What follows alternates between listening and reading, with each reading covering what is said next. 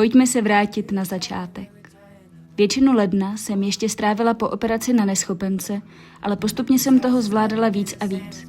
Nafotit reklamu pro Oreu, přinášet na psychofarmakologické konferenci v Mariánských Lázních, jet na svoje první režisérské soustředění do Kutné Hory, zaližovat si v Rakousku i vrátit se k tyčce. Od února se plně rozjel divadelní maraton. Každý týden návštěva divadla jako divák, pravidelné zkoušky nového holčičího projektu a taky mé režijní prvotiny. Vystoupila jsem v podcastu Českého rozhlasu s tématem interrupcí a duševního zdraví. Jeli jsme na výlet do svatého Jana a provedli jsme terénní výzkum na židlochovickém krojovaném plese. V březnu se konečně začalo vracet jaro a to znamenalo výletovat při každé příležitosti.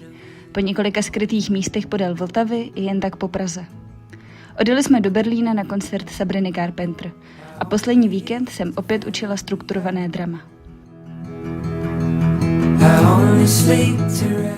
V dubnu jsem oslavila 27. narozeniny. Jeli jsme na jednodenní výlet do Kladrub. Na Velikonoce jsme to tentokrát vzali přes České Budějovice až do Alp, kde jsme strávili pár dní u jezer a na vrcholech. Naše audience měla premiéru.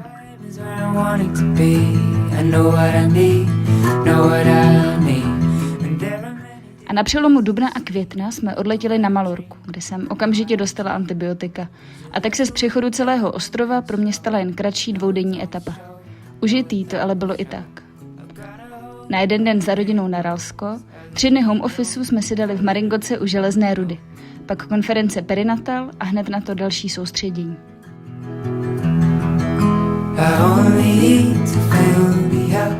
V červnu jsme procestovali jih Španělska.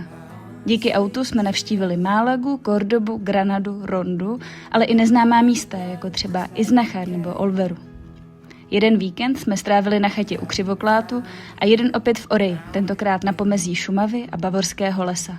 A taky jsem úspěšně složila doktorské státnice.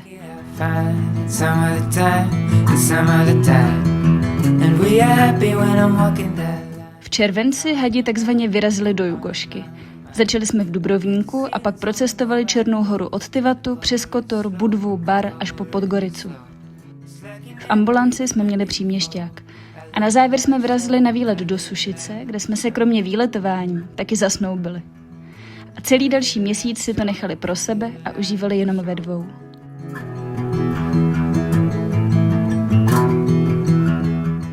V srpnu jsme hráli audienci na Povalči. Jela jsem se podívat na festival Menteatrál.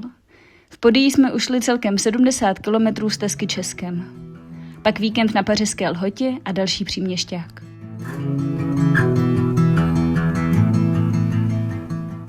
Září odstartovalo dalším, ještě intenzivnějším divadelním maratonem, festivalem v Plzni a odstářím projektem v Kutné Hoře.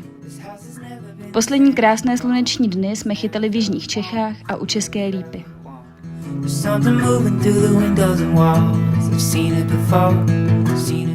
V říjnu jsme odvolili do Poslanecké sněmovny a já vyrazila na svůj první delší solo výlet do Českého lesa. Na tradiční dámskou jízdu jsme jeli vlakem do Bydhoště a opět jsem to odnesla nemocná. Ještě jsme rychle utekli do Turecka za teplem, zatímco v Česku už naplno začal podzim. Na kratší výlet jsme vrazili do Posázaví a na závěr měsíce pak na několik dní do Lužických hor. Na festivalu v Celetné mělo premiéru Dospělé dítě, mrtvé dítě.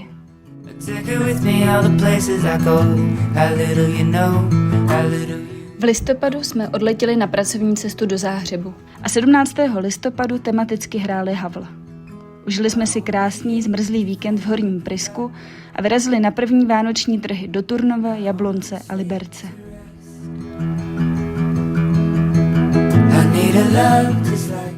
A prosinec.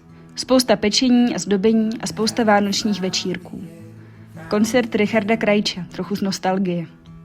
Štědrý den s rodinou a večer pak jen ve dvou. A Silvestr jsme strávili v Rakousku na lyžích.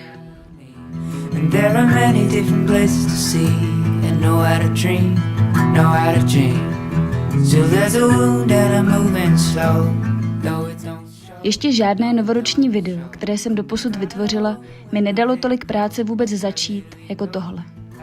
Asi je to tím, že jsem se velkou část roku snažila sama v sobě přijít na to, jak se vlastně cítím a v čem je to jiné a v čem na to nejsem zvyklá. Přistěhovala jsem se, jak na otázku, jak se máš, často odpovídám, nejsem nespokojená. Navzdory tomu, že se mi v životě nic špatného nedělo, naopak. I uplynulý rok byl plný naprosto skvělých zážitků, lidí, příležitostí, dokonce i velkých milníků. I know when I see you again another night.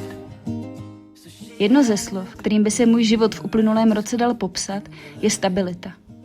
A dalo by se říct, že s ohledem na všechno, co se děje kolem ve světě, je to vlastně úžasný.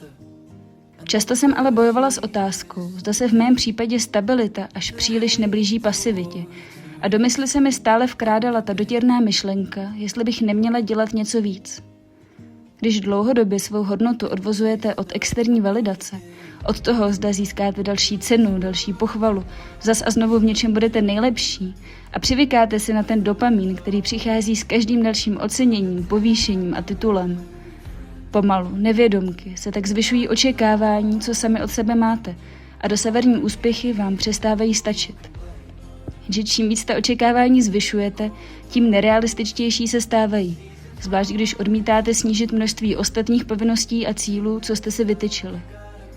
A vy tak dřív nebo později skončíte vyčerpaní a naštvaní sami na sebe, protože to vyčerpání interpretujete jako lenost. A já opravdu značnou část roku hledala ten dřívější drive a vášeň. Častěji se místo nich objevil strach a paralýza vůbec začít, protože co když to bude těžký a co když mi to hned nepůjde. A je vlastně paradox, že navzdory tomu samu sebe vnímám zatím asi nejstabilnějším sebeobrazem. Znám své vlastnosti, silné i slabé stránky, své hodnoty. Tohle je možná poprvé, kdy nemusím přemýšlet nad tím, kdo jsem. Stávalo se mi během roku, jako bych na své mladší já vzpomínala ne jako sama na sebe, ale jako na jinou, druhou osobu. A probouzelo to ve mně úplně nový rozměr emocí, včetně soucitu a pýchy.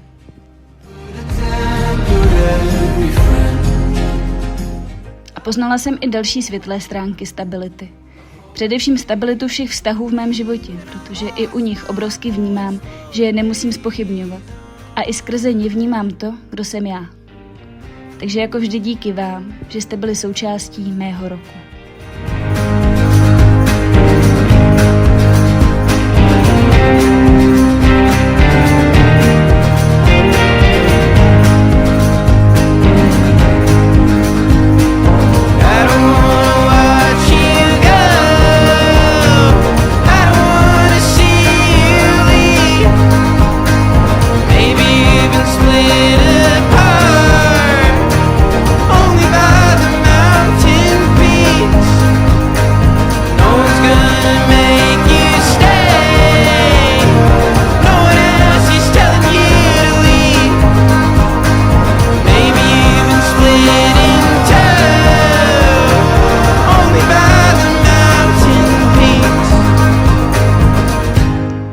To byl loňský rok. Dál se zžívám se životem a vím, že toho má ještě hodně co nabídnout. Takže příště na viděnou.